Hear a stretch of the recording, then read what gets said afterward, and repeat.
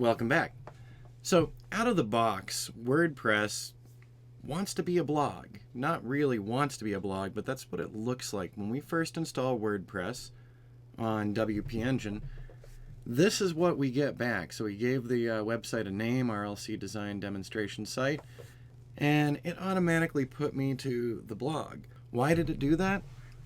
Well, there are several settings, and I'm going back to our dashboard panel here, and there are several initial settings that we need to deal with to tell this WordPress installation that actually it's going to be more like a website than a blog. First off, let's go under General. Now remember, if you're one of our clients, we've set all this up for you already. If we offer this video tutorial training session down the road as a package, this will be more important if you're building your site on your own. So number one, we've got the site title and then a tagline. We've got the address for it. We've got the email address of the administrator. And then we've got some other information here.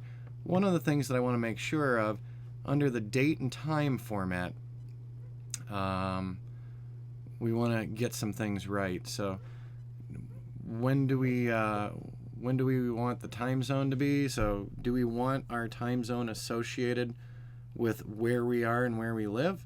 Do we want to use universal time? We can actually set the time zone in here. So I set it to Phoenix because we do operate out of Arizona. Then we can reset the date format to whatever we'd like. And also week starts on Sunday, and we can also display our time format.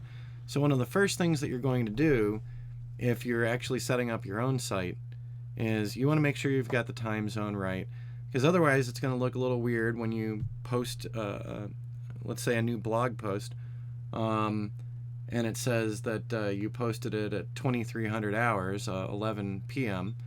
and in fact you're living in the United States and you could be anywhere from 4 to 7 hours off of universal time. So you could have posted it earlier. Bottom line, just make sure you set your time zone. And then the next item is under reading. So right now, the front page displays our latest posts. That's why it brought us to the blog. We can set it up to have a static front page. So there we've got a sample page. And we could have it for set up a posts page as well. I haven't done that yet, and for our clients we do that in advance, so you never even see this part. But in the case of this setup, we're going through everything, so I'm not ready to change my reading settings. I need to create a front page, and I need to create a page that hosts my blog posts. So what I'm going to do is I'm going to go up to Pages, and I'm going to add my first new page. And I'm going to give it a very simple title, RLC Demo Website. So that's going to be my primary page. And actually I'm going to change RLC Design Demo Website. And there are a whole host of items in here that you probably know nothing about, and you're saying, oh no, don't worry about it. I'm just making a placeholder page for the moment, and I'm going over here to the right and I'm publishing it. And I'm going to add one more new page because I published that one. RLC Design Demo News Log page. And I'm going to publish that one. Now that I've published the two pages, I'm going to run back down to my settings. I'm going to go to Reading. And I'm going to select a static page.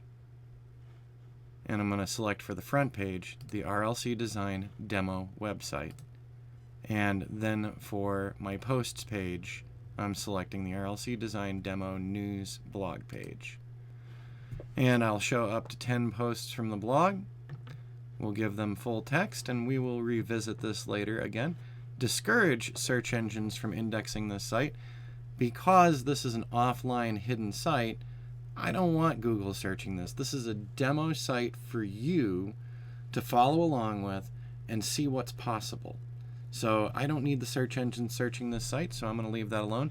If you were looking at a real website, your own real website, and you wanted to get found by the world, you're going to make sure to turn that off. Right now I'm going to hit Save Changes. And I'm going to go back and just hit refresh on my preview page really quick to see what we've got. Okay, now we've got a page, RLC Design Demo Website. It got rid of the welcome to the blog, so I have my first page here in front of me. And I have now started working on my website development. Now, we're going to stop it here because that was just a quickie, just to get our settings set up appropriately so that we've got a front page to work with, we've got a blog page to work with. In the next section, we're going to talk about posts and our blog posts first. The reason why we're going to do this is posts is the most straightforward method of getting information onto your website. It's your news information, it's your blog posts. The bigger part here is that if you learn and understand the editor in posts, you're going to have a much easier time working with portfolio and pages, and if you have an e-commerce solution, you'll have a much easier time working with the editors for your e-commerce as well. So we're going to start you off with posts, and this is learning the WordPress basics from the ground up. And when we're done with the posts, we will move on to pages. And when we start working on pages, that's when things are really going to change, and the look and feel is really going to change for the RLC Design demonstration website. So we'll pick this up in the next segment.